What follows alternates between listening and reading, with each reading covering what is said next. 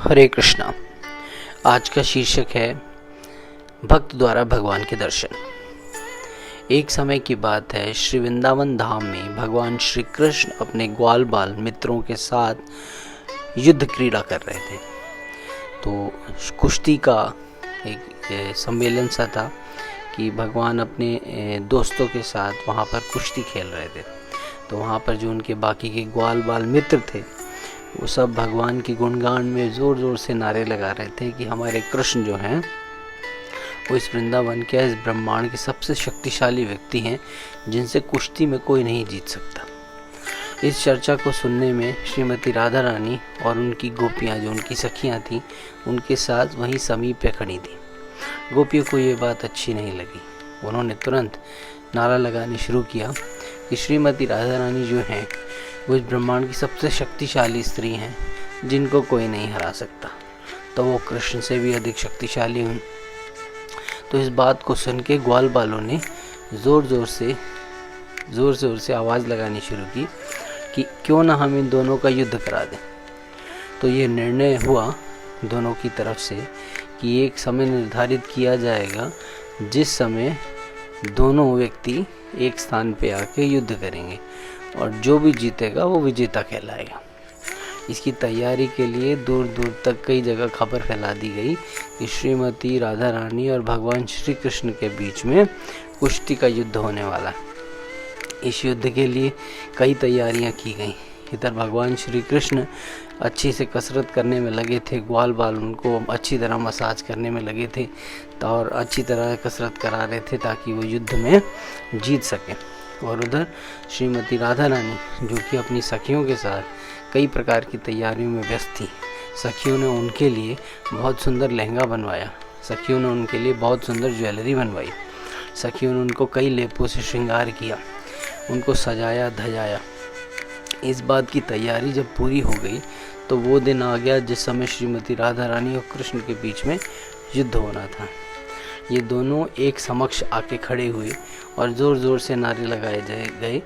एक तरफ से ग्वाल बाल भगवान कृष्ण की जय जयकार कर रहे थे और दूसरी तरफ से श्रीमती राधा रानी के साथ जो गोपियाँ थीं वो श्री राधा रानी के बारे में ज़ोर ज़ोर से उनका गुणगान करते हुए उनके बारे में नारा लगा रही थी। यहाँ पर कृष्ण बहुत सुंदर तरीके से अपने बल को दर्शाते हुए उस क्रीड़ा स्थल पे पहुँचे जहाँ पर युद्ध होना था और दूर दूर तक उनके ग्वाल बाल जो साथ में थे और उनके बारे में जय जयकार लगाए जा रहे थे। यहाँ पर जब श्रीमती राधा रानी अखाड़े में उतरी तो उन्होंने बहुत सुंदर लहंगा पहना हुआ था, बहुत सुंदर की तरीके से सुसज्जित थी, सुंदर तरीके की ज्वेलरी पहनी थी और बहुत ही सुंदर दिख रही थी। उनका मुख जो है दुपट्टे से ढका हुआ था, उन्होंने घूंघट ओढ़ रखा था। दोनों समक्ष आके अखाड़े के खड़ा हुआ, मानो ऐसा लग रहा था विवाह का स्थल बना हुआ और ना कि अखाड़े का स्थल।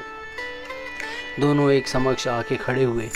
युद्ध के लिए वहाँ पर ऐलान किया गया कि अब ये युद्ध प्रारंभ किया जाए। भगवान अपना बल दिखाते हुए ज़ोर ज़ोर से हंस रहे थे, अपने शरीर के अंगों को ज़ोर ज़ोर से दर्शा रहे थे, देखो मैं कितना बलवान हूँ। जिस प्रकार से एक पहलवान कुश्ती करने से पहले अपने प्रदर्शन को दिखाता है। वहाँ श्रीमती राधा रानी बहुत सुंदर तरीके से लज्जा सहित घूंघट ओढ़े हुए नीचे सिर झुकाए खड़ी भगवान के कृष्ण के समक्ष खड़ी थी। बस कुछ ही देर में श्रीमती राधा रानी के घूंघट के थोड़े से हिस्से से, समझ लीजिए आधी ग्लांस जिसे कहते हैं, घूंघट थोड़ा सा ही उठा था और एक आंख से सिर्फ भगवान श्री कृष्ण की तरफ से देखा, जो कि बिल्कुल आदर सहित उन्होंने भगवान के दर्शन किए। तुरंत भगवान कृष्ण ज़मीन पे धराशाही हो गए। ग्वाल भागे भागे आए, उन्होंने कृष्ण को हिलाया, इतना हिलाया कि वो उठ जाए, पानी के छींटे मारे गए, मगर भगवान कृष्ण इस प्रकार से मूर्छित हुए कि कई घंटों तक उन्हें होश नहीं था। जब भगवान कृष्ण को होश आया तो वो खड़े हुए और देखा कि श्रीमती राधा रानी के देखने मात्र से वो धराशाही हो गए। तो बाकी लोगों की तरफ देखा और सबने कहा, भगवान श्री कृष्ण आप तो हार गए। तो भगवान बोले, मैं हारा नहीं हूँ, ये मेरी जीत है, क्योंकि श्रीमती राधा रानी भक्तों में सबसे श्रेष्ठ भक्त हैं जो अपने दर्शन मात्र से, मतलब भगवान के दर्शन करने से, जब भगवान के दर्शन भक्त करता है तो भगवान हारते नहीं, भगवान जीत जाते हैं। भगवान तब धराशाही हो जाते हैं जब भक्त उनको बड़े प्रेम से और आदर से उनके दर्शन करता है। तो मैं इस वजह से धराशाही नहीं हुआ कि मैं हार गया, मैं इस वजह से धराशाही हूँ कि एक भक्त ने मेरे दर्शन किए, उसके प्रेम मात्र से मैं धराशाही हो गया। और सही मायने में यही मेरी जीत है, जब भक्त मेरे दर्शन करते हैं। हरे कृष्ण।